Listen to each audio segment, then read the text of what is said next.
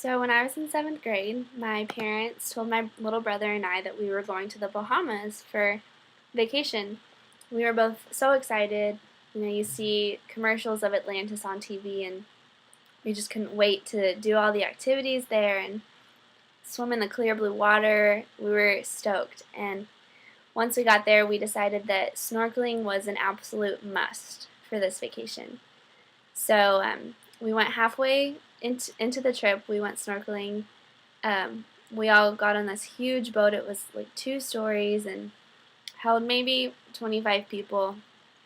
And our captain took us miles offshore to a couple of his favorite spots. We got to see a cave with a waterfall, and we got to see millions of different kinds of fish. Okay, maybe not millions, but a lot.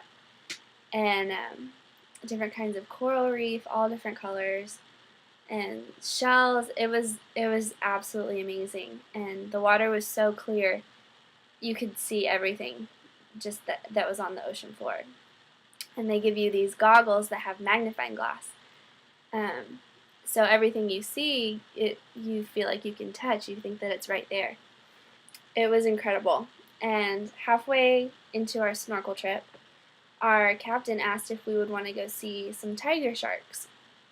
There were a few that were spotted just a few miles away. So we went, and protocol, if people want to get into the water to see the sharks, the captain has to put a huge cage of food far below the boat so that the sharks don't come up to the surface. And a few people, only a few, including my dad, wanted to get into the water to see these sharks. And they had to hold on to a rope that was fastened to the boat. They couldn't go more than a few feet away. So they were in the water for maybe 5 minutes when there was a huge gust of wind that blew a water bottle off the side of the boat. And instantly the captain started panicking. And he was trying to get everyone in the water back on the boat because all these sharks were coming up to the surface now to see what this water bottle was. And people started coming to, getting, to the ladder. And my dad was completely oblivious to everything going on. He had his head dunked underneath the water. He couldn't hear anything. And my mom and my brother and I were on the second story of this boat watching all of this happen. And I could see these 2 blobs. They looked huge from underwater. They looked huge underwater. But these 2 blobs were slowly creeping up behind him. And he was finally making his way to the ladder.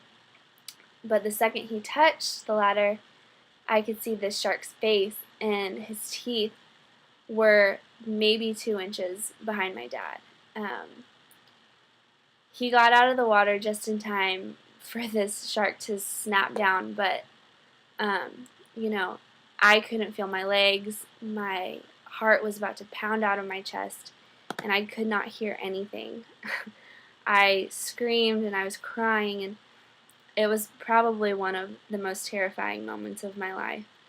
And he was completely oblivious to the whole thing, so we joke about it now, but it is definitely not a moment that I would choose to relive.